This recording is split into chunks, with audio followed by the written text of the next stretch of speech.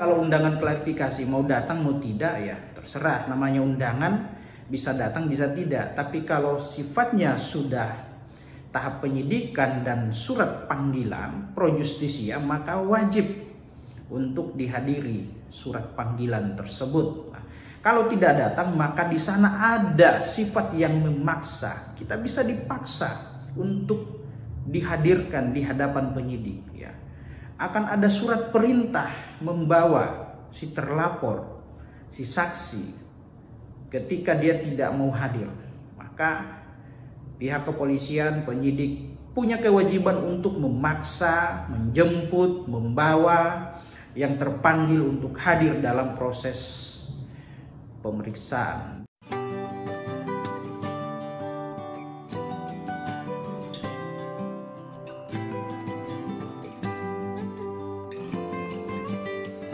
Assalamualaikum warahmatullahi wabarakatuh, teman-teman. Apa kabar semua? Sehat selalu ya, amin. Dan semoga yang sedang menyaksikan video ini selalu dalam lindungan Tuhan yang Maha Kuasa, amin. Sehat walafiat ya. Nah, oke, baik teman-teman, jumpa lagi dengan saya di channel YouTube Isram Law, channel yang membahas tentang masalah-masalah hukum, edukasi, sharing, konsultasi hukum gratis ya. Tentu di channel YouTube Isram Law. Nah, teman-teman, Bapak Ibu semua, segmen kali ini saya mau bahas mengenai tips atau cara menghadapi panggilan dari pihak kepolisian. Nah, tidak semua orang senang, bahagia, gembira ketika dapat surat panggilan dari pihak kepolisian, apalagi bermasalah dengan hukum ya. Pasti perasaannya campur aduk, gelisah, was-was, ketakutan, dan lain-lain. Ya, tentu kondisi psikologi ini tidak stabil ya. Nah, untuk menghadapi permasalahan hukum apalagi dapat surat panggilan dari pihak kepolisian ataupun undangan dan klarifikasi dari pihak kepolisian, tentu harus dihadapi ya. Jangan menghindar, jangan kabur. Nah, oke, baik teman-teman. Nah, ini tipsnya ya. Tonton terus video ini sampai selesai agar paham mengerti caranya bagaimana. Nah, pertama teman-teman, ketika mendapatkan surat atau undangan klarifikasi, surat panggilan dari pihak kepolisian, apalagi statusnya sebagai saksi ataupun sebagai terlapor, nah ini tentu harus diwaspadai ya. Memang harus kita waspadai. Nah, pertama, ketika terima surat dari Pak Polisi ya, baiknya diteliti, ditelaah, dibaca dulu secara seksama. Apakah benar panggilan tersebut ditujukan kepada diri atau nama Bapak Ibu ya. Harus sesuai. Kalau namanya tidak sesuai, maka surat tersebut harus kita tolak. Jangan diterima dan jangan ditandatangani ya. Sampaikan kepada Pak Polisinya, penyidiknya ketika menerima surat tersebut bahwa panggilan yang dialamatkan ditujukan kepada dirinya itu salah dan bukan dirinya yang tercantum dalam surat panggilan tersebut ya. Harus dipelajari, harus dilihat. Pertama, identitas diri, lalu kemudian alamat. Nah, sampaikan, pertanyakan terkait permasalahan yang sedang dilaporkan. Ini mengenai masalah apa? Biar jelas, biar terang. Siapa pelapornya? Ya.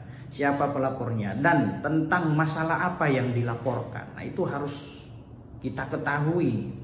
Jangan sampai hanya menerima surat saja lalu ternyata bukan dirinya yang ditujukan dan peristiwa dugaan tindak pidana itu sama sekali dia tidak paham, tidak mengerti siapa pelapornya.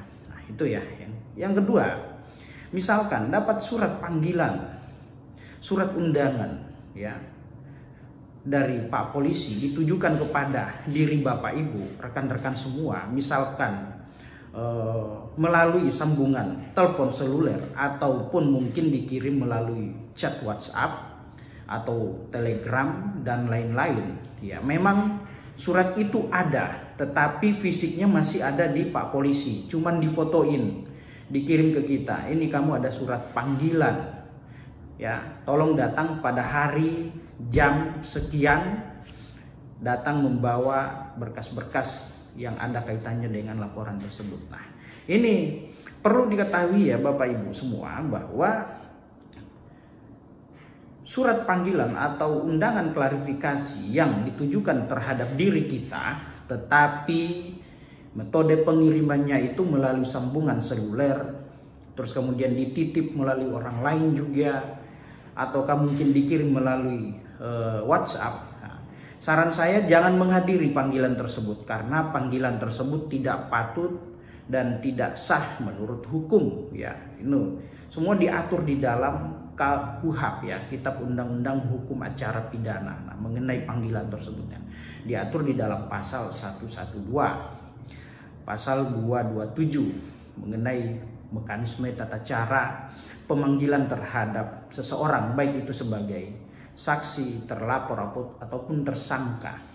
Nah, maka saran saya jangan menghadiri panggilan apapun menghadap ke kepolisian guna diminta keterangannya sebagai saksi kah, sebagai ahli kah, sebagai terlapor kah, dan lain-lain. Karena panggilan tersebut panggilan yang tidak sah. Dan menurut ketentuan KUHP, panggilan yang sah dan patut itu haruslah diantarkan secara langsung, fisiknya harus diterima ya.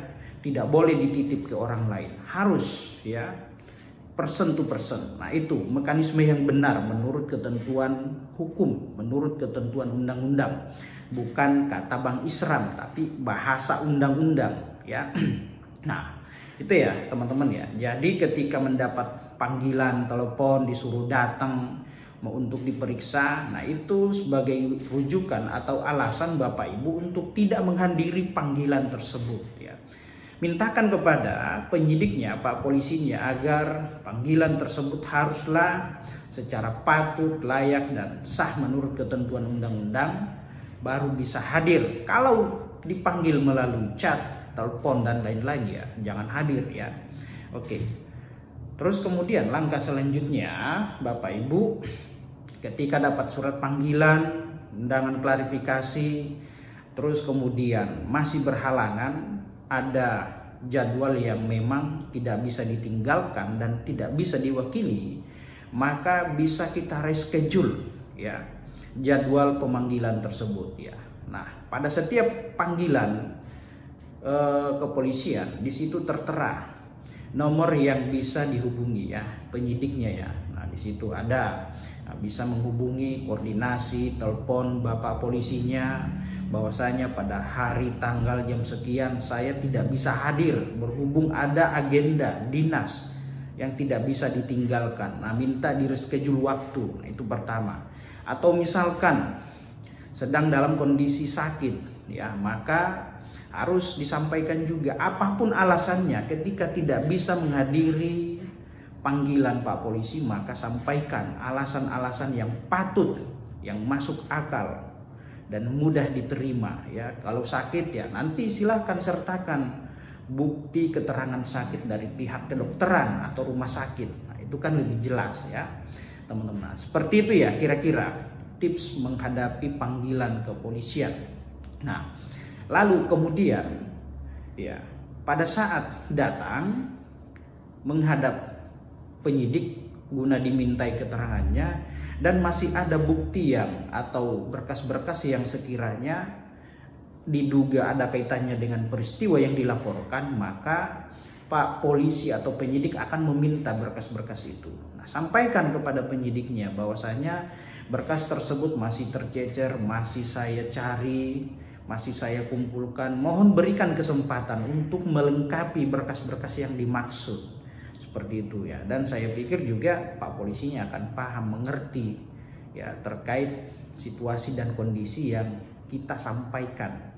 Seperti itu ya. Jadi misalkan ada berkas yang masih misalkan surat tanah diminta sama penyidik mau diperiksa, ya sampaikan. Misalkan masih diagunkan di bank, masih digadaikan di tempat-tempat lain ya. Beri atau minta kesempatan agar surat itu bisa dimintakan ke pihak-pihak terkait agar proses penyelidikan, penyidikan, pemeriksaan itu ya bisa berjalan sesuai dengan harapan kita ya. Jadi jangan khawatir, jangan takut, jangan bimbang. rasa takut dibuang jauh-jauh. Kalau bisa ya panggil bapak pengacara, penasehat hukum agar bisa mendampingi, sharing diskusi terkait masalah yang sedang dihadapi, terkait hal-hal atau masalah hukum, terkait masalah yang telah dilaporkan. Ayo sampaikan, semua pasti ada solusinya ya.